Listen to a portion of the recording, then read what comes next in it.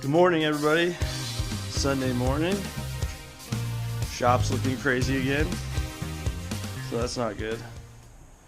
I'm not really sure what I want to do because I got this stuff I got to tear down on this LS, and then I got that stuff I need to prep on that LS, and it needs to be cleaned. It looks like that bag came off in the middle of the night, which is not cool because now I bet you all the cylinders are full of water, which they totally are. It sucks. It almost never rains here, or like during the summer and the spring, it just doesn't rain a lot because it's so dry. So you get used to it not raining, and then it totally screws everything up, and it starts raining randomly. So, first things first, I gotta get some coffee. And the only place to get coffee in town is Barista. It's not the only place, it's the only place I'll get coffee at, is Barista in town. So I'm going to run over there, grab some coffee, try and start my day, and then we'll go from there. I don't know what I'm going to do today. I know that I at least have to rescue the Dodge Dakota from Boise. So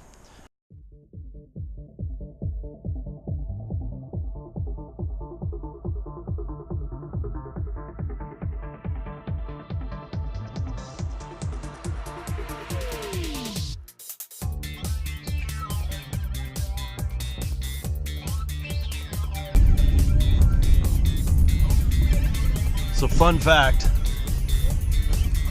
right here in little old Mountain Home, Idaho, there is a FD-RX-7 sitting there. And I'm not kidding you, that thing has sat there for probably 4 years. And I've never seen it move, never seen him drive it. I've tried to buy it like 5 times. I don't know what he's doing with it. I don't really understand why he doesn't move it or sell it or whatever, but yeah, I just thought that was funny.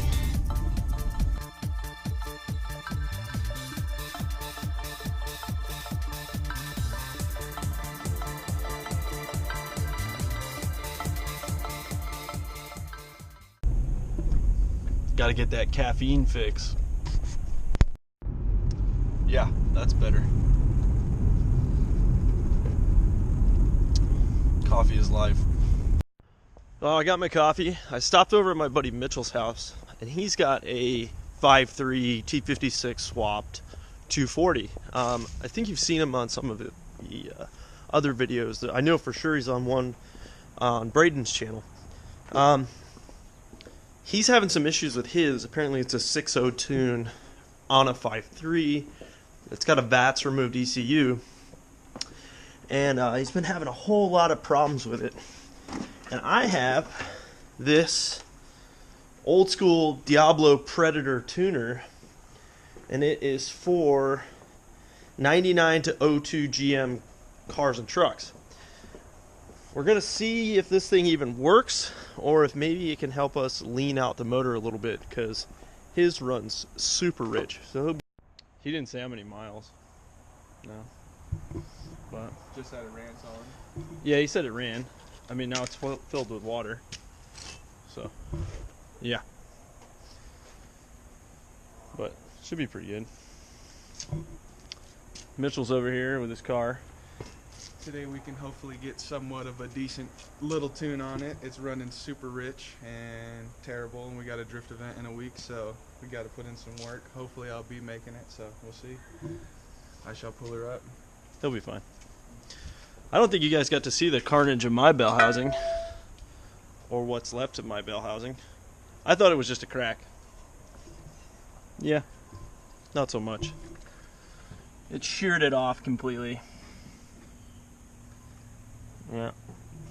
I have no idea if I'm going to be able to even make this work or not, but I'm going to give it hell.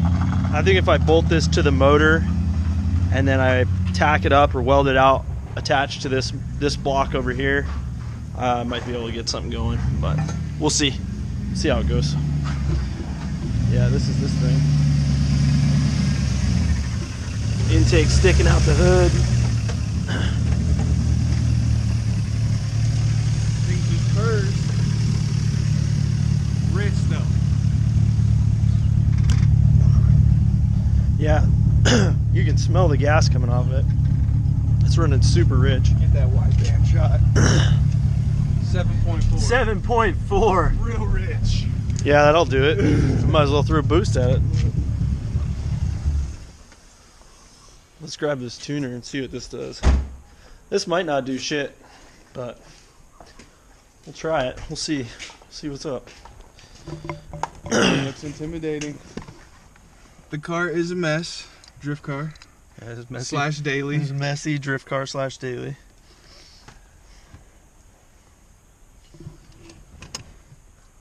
Booting right up. And this is for a 9902 GM. So hopefully that works.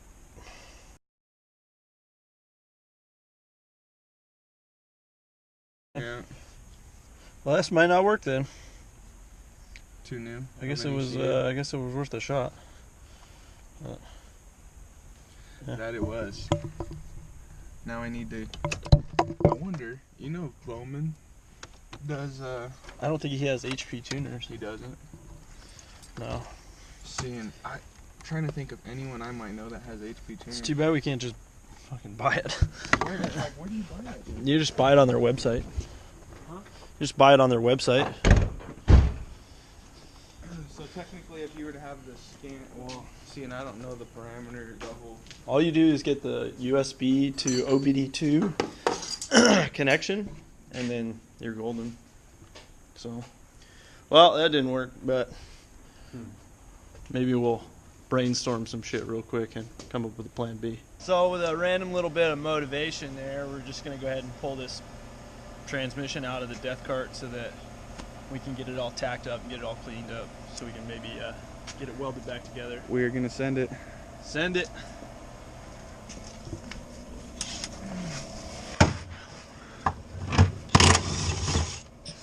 If you don't have one of these DeWalt guns or something similar like the Milwaukee or the what is it? What's the other one? The Milwaukee DeWalt. They have the red one. Is that the Milwaukee? Yeah, those are the Milwaukee. Yeah, the Milwaukee ones. It's fucking awesome. Those DeWalts are the money, though. Yeah. And then I just gotta get a 7/16 for that one.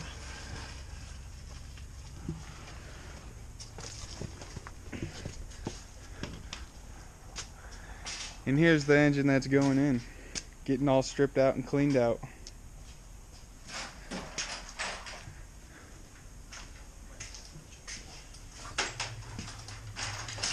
So many engines just chilling around. You want to grab that, what's that, regular jack?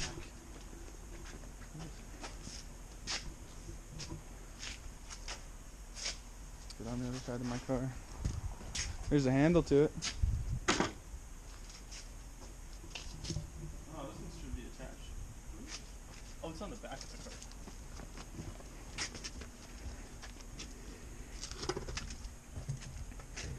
I noticed your e-brake handle. I really like that. That bike grip. That thing is good. That is. It feels like it'd be super grippy too, as far as you just doing a quick rip at it.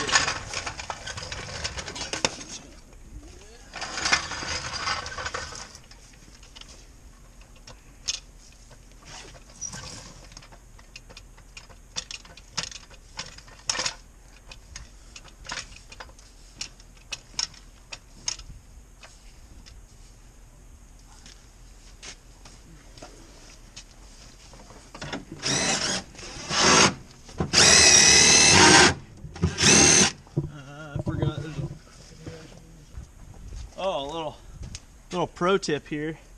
If you ever strip out your bell or your transmission mounts on these 240s, you can just pop a little hole, little opening with a hole saw, so you can get a wrench in there, and you can zip it out, just like that.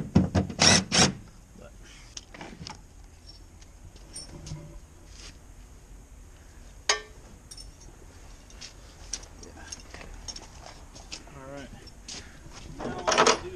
up the strap. If you want to pop that strap, I'll hold this transmission on here. Okay. Or vice versa. Remember, kids, always use a drain pan. Prevent global warming. Oh yeah, I forgot it's full ATF. Whoops. Lubricating the driveway, it's okay. It's not the first time. Alright, so we're gonna cheat because I'm lazy. I don't feel like fucking with that thing. So much for a quick connect fitting, fuckers. Yeah. It's only quick connect when it wants to work.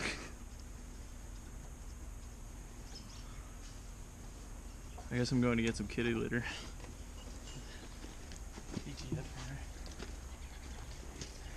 That's the money right there. Kitty litter for the save.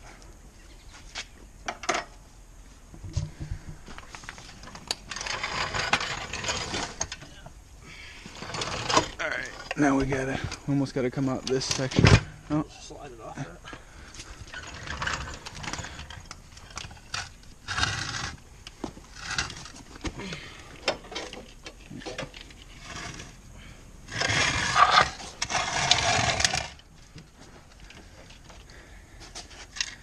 There it is. Yeah. Alright. Now to strip it. 15s and 13s. Should have that 15 unit wheel right there. 13. 14.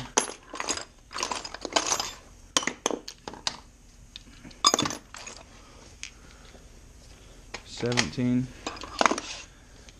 15. They're going in there for sure. Just jumps around. Get this one off real quick. Yeah. This thing's the fucking bee's knees.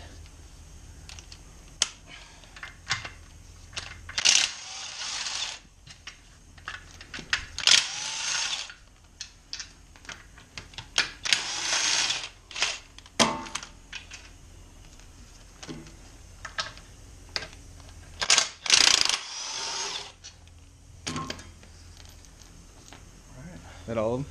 Should be it, I think. Yep. Considering you snap the rest of them off.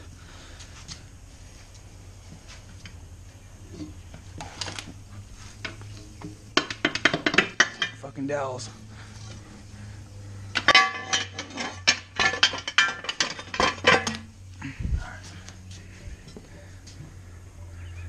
And there it be. And its beauty. Oh, so let's explain real quick. So we could easily just go and buy another one of these bell housings, but it's like $300. Not cheap. And me and Mitchell both agree that for what we're doing, it'll probably be just fine if we repair it. So we're gonna go from here and just try and save ourselves $300 or whatever. That could definitely go towards something else. Yeah, we could use that money for something else. And especially with the capabilities we have, there's really no reason. Yeah, I mean, expensive welder right there. That's excuse right there. That's the bell housing right there. Make it worth your while. You know, get your money's worth. You know. You bought it to save you some money. Not like it hasn't, dude. It saved me. God only knows how much money. When you're not fighting dowels.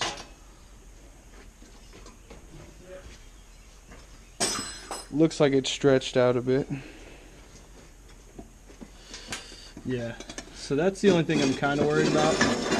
But if I hold that while we tack this side up, and I be can, able to just, it's not going to take much. we can just get one side, like you said, yeah, and probably Grab it in. pull it together. Mm-hmm. Yeah, once it's stable and tacked. Yeah.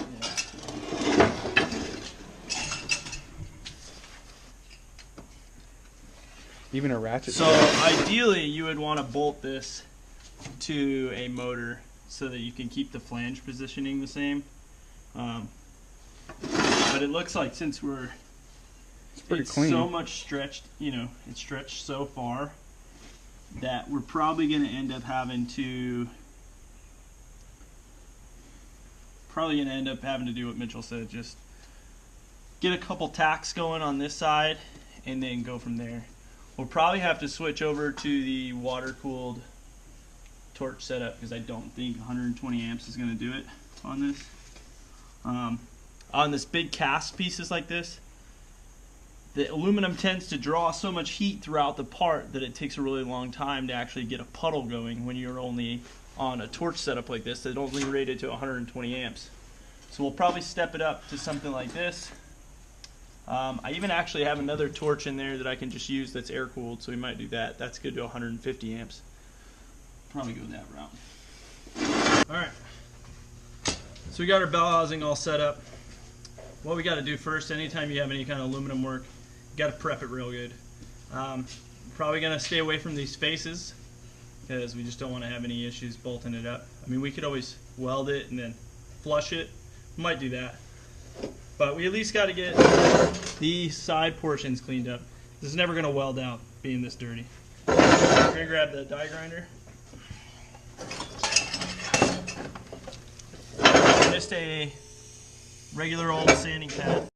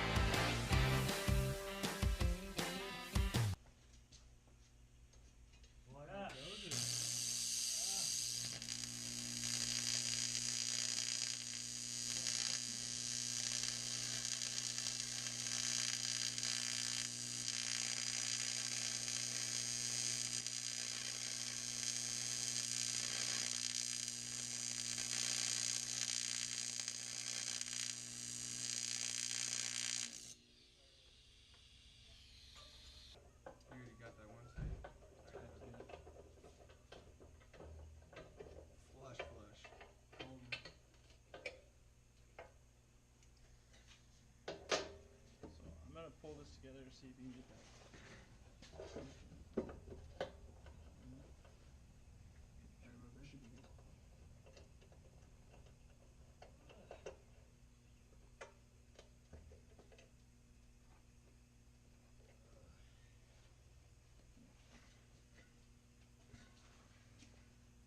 I think sometimes that Roscoe is too picky of a little bitch. No shit. So, because the one torch is only rated to 125 amps, we're going to step up to the Gorilla Club WP17 or CK17, depending on what brand. And this thing's rated to 150 amps. So we're going to run that for now, so we can actually get some good penetration on this thing. And I don't feel like waiting all day for it to puddle, so. Tell them, Chappie. You don't want to wait for no puddles. I ain't waiting for no puddles I don't want up in here. for puddles To be over. True story. I don't want to wait. And he ain't waiting. He don't want to wait, and he ain't gonna wait. I ain't gonna. Wait for Summit to ship me new bell housing? No, thank you.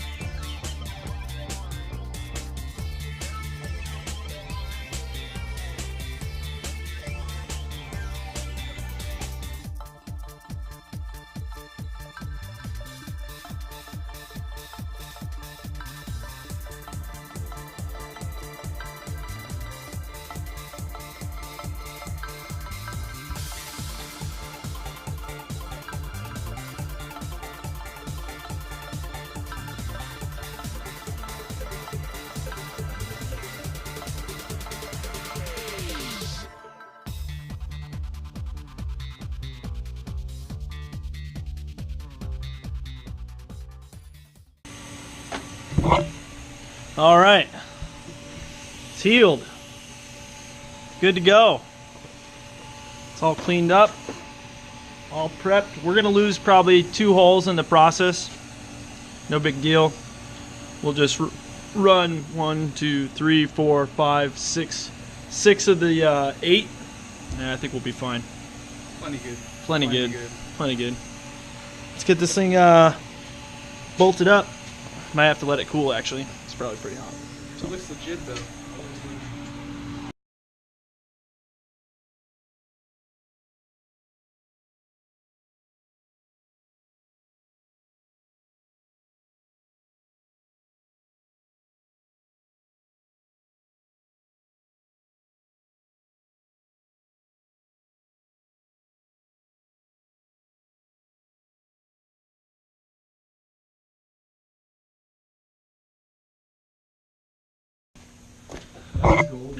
So what we did was, because a couple of the screw holes were messed up, is we just had some extra starter bolts and we ran them from the inside to the outside. I'm pretty sure we're going to have plenty of clearance because of how big that space is in there.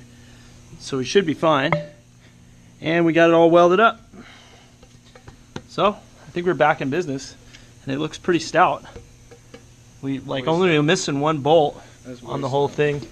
I think we'll be way good. This is what I was wanting to look at. So this is the VSS. Got some little bit welds on here inside, and then we flushed up this face. This that VSS sensor? Yeah, that's the VSS on the bottom. That 2-wire plug. So yeah, dope. I think we're back in business. Saved $300. It's always good. That is always Saving good. money, always good. So let's Now that 300 can go towards a good tune, probably even HP tuners. We get some HP tuners. Yeah, we want to try and get some HP tuners setups, so we don't have to always rely on other people. We can just do it ourselves. So that'll be pretty cool. That is the next step. The next step. I think that's going to be all for today's video. I want to give a shout out to Mitchell. Thanks, Mitchell. We're out here. You know we do it here at Cinder Track Fab the correct way. We make it happen. I don't know about correct way, but correct enough. We make it work, you know. Correct, good enough for the death cart, but it works. We send it, we drift test it. I mean, it's out here. Yep. Yeah. He's right. All right, guys. Well, thanks for watching.